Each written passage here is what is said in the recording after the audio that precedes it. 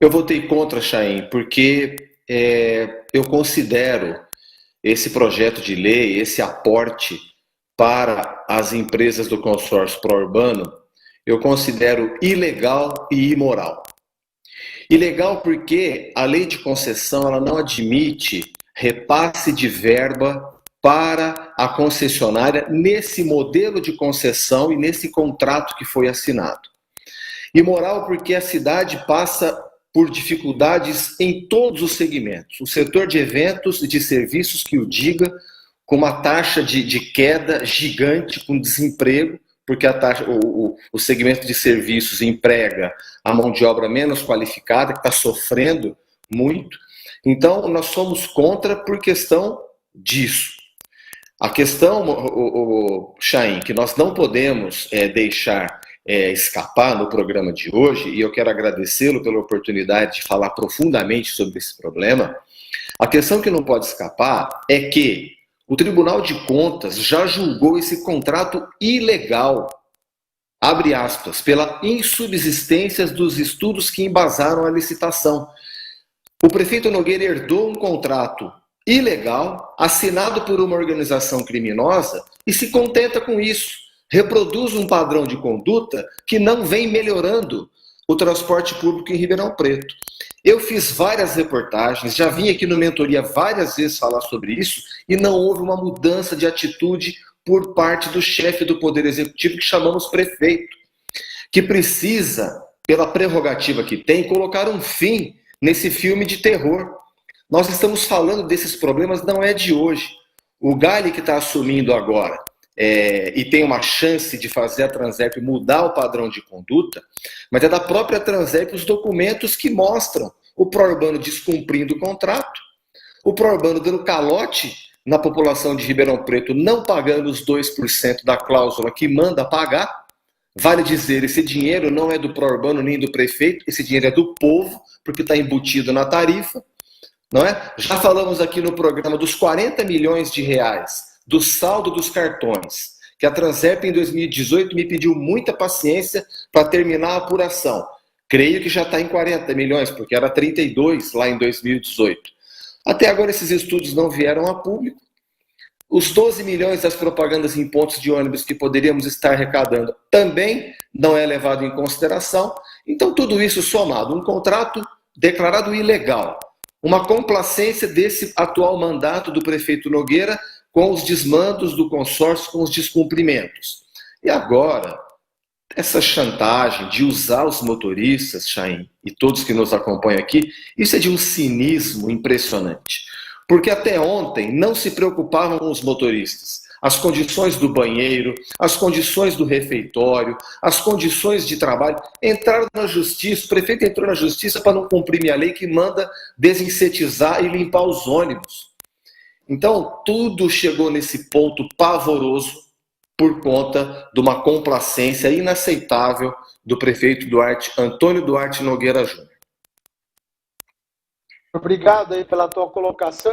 Eu quero registrar que nós chamamos também o representante do consórcio para que eles pudessem estar aí, se defender, colocar a posição deles, dizerem que eles estão cumprindo um documento, um contrato, se é mal feito ou não, se é ilegal ou não.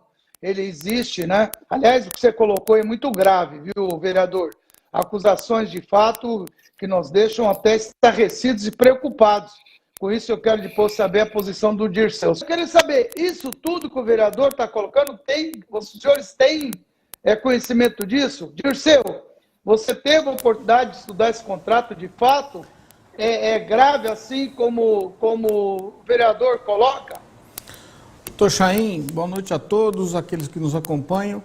O vereador Papa vem ao longo do tempo, como disse, aqui mesmo no programa Mentoria, alinhando uma série de fatos que precisavam ser esclarecidos e que até agora não foram.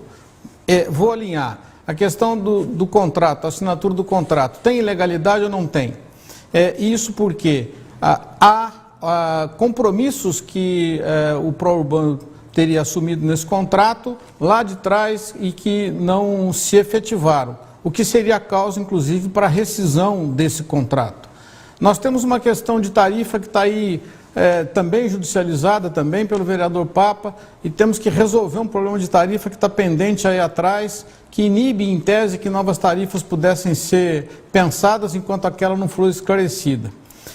Eu diria que nós temos uma série de circunstâncias que precisam ser esclarecidas. Isso vem sendo falado pelo vereador há muito tempo, pela Câmara de Vereadores, e isso não recebe a devida atenção e esclarecimento que a população merece. Afinal de contas, são aqueles que vão receber o serviço lá na ponta. Temos questões de terminais que deveriam não ser construídos e, infelizmente, o Prourbano não está aqui hoje para fazer a sua sustentação. Então, eu coloco da seguinte forma, na minha opinião: nós temos um problema sério contratual, com várias pendências a serem esclarecidas. E temos mais uma situação, que é essa que se coloca agora, dessa verba que vai ser repassada, né? Só para esclarecer, depois um dos vereadores, ao que parece o projeto ainda não foi definitivamente aprovado na sua inteireza. Informação que não sei se eu estou enganado, que há emendas ainda que devam ser votadas amanhã. Por essa razão, o dinheiro ainda não foi remetido às empresas. E também por essa razão, por não terem honrado seus compromissos trabalhistas, o que aconteceu no dia de hoje? Quando se anunciou a volta do transporte público, a população foi para a rua imaginando que o transporte estivesse lá. Estava por conta da questão da Covid, das restrições, mas não estava em razão da greve que continuou. E mais uma vez a população sofreu as consequências. E é nesse ponto, doutor Chaim e a todos que nos acompanham, que eu vou ter a seguinte divergência. Os empresários, e essa colocação que o senhor faz é voz geral na cidade, por que os empresários não receberam uma ajuda? Os empresários de Ribeirão como um todo que sofreram com a pandemia. A questão do transporte público tem uma peculiaridade. Se o transporte não acontece, quem sofre é a população. Eu queria só levantar algumas coisas que aconteceram ao longo desse tempo aí, nesses dias, né?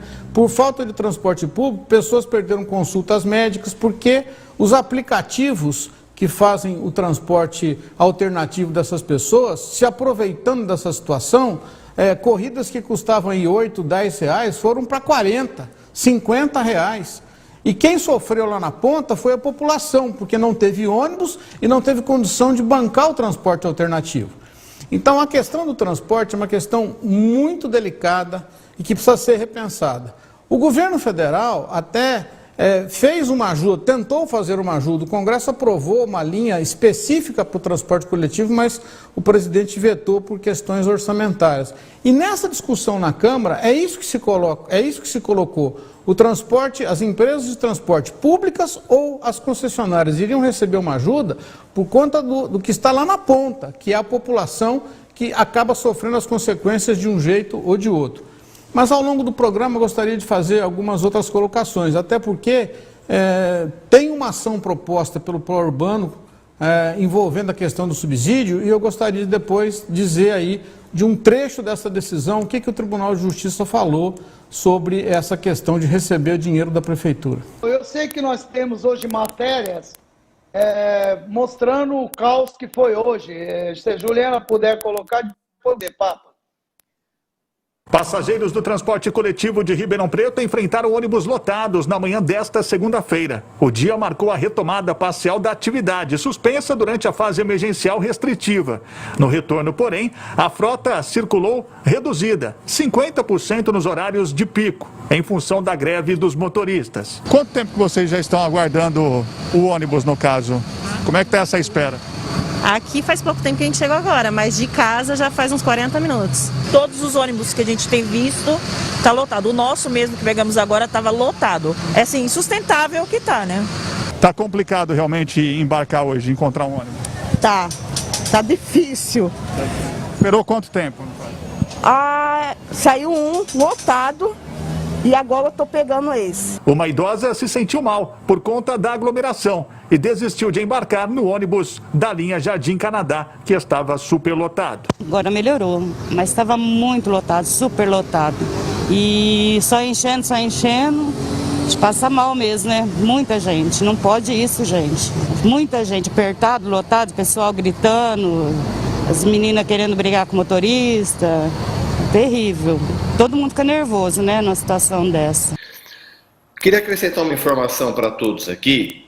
Quando eu mandei reduzir o preço da tarifa de R$ 4,40 para R$ 4,20, o consórcio pró-urbano disse que mesmo em R$ 4,40 estaria operando à beira do colapso, lá em 2018.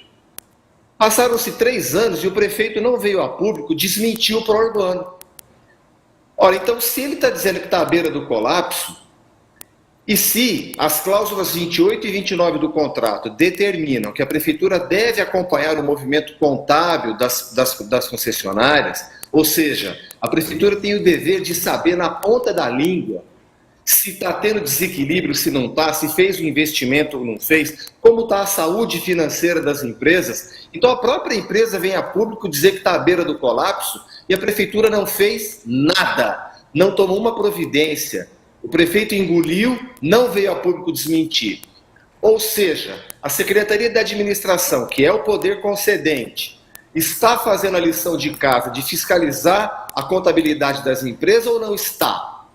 Está descumprindo o contrato também ou está só empurrando com a barriga? Porque o próprio consórcio que fala que está à beira do colapso. E sobre essa questão da legalidade, nós temos que tomar muito cuidado.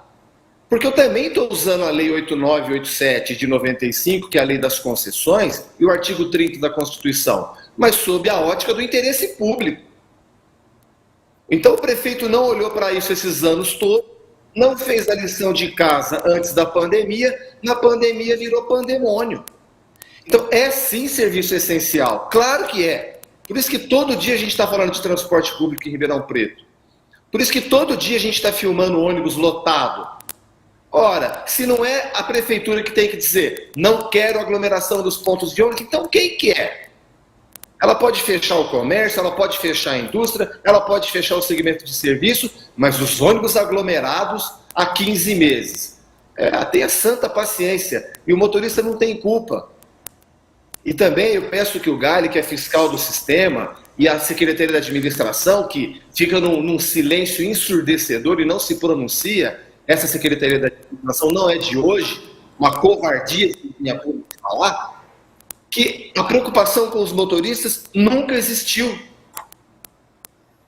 Então, que venham a público sim defender, felizmente o doutor Dirceu está aqui, para fazer essa análise também da legalidade. Eu também uso a Lei 8987 e o artigo 30, mas sob a ótica do interesse público. Como fazer uma correção, Chain, você vai me passar a palavra? Pois não.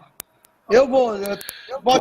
Primeiro corrigir um erro aqui. O contrato não está sub júdice. O Tribunal de Contas não julga. Ele é um órgão auxiliar do Poder Legislativo. Ele disse que o contrato é ilegal para que nós tenhamos que ficar atentos. Presta atenção, porque vocês estão lidando em Ribeirão Preto com um contrato que o Tribunal de Contas julga ilegal. A questão de dizer que as CPIs não viraram nada, muito pelo contrário, nós revelamos do que concerne, no que é prerrogativa de um parlamentar, né? Nós temos o poder executivo e temos o poder legislativo. No que concerne ao poder legislativo, nós levantamos todos os descumprimentos constitucionais, tanto da prefeitura quanto do pró-urbano. O prefeito não age porque não quer. A CPI trouxe à tona todo esse escândalo. A CPI revelou que o consórcio pró-urbano não paga a taxa de gerenciamento para fazer caixa. Né? Então a CPI cumpriu o seu papel, o prefeito não age porque não quer. Aí já é problema dele.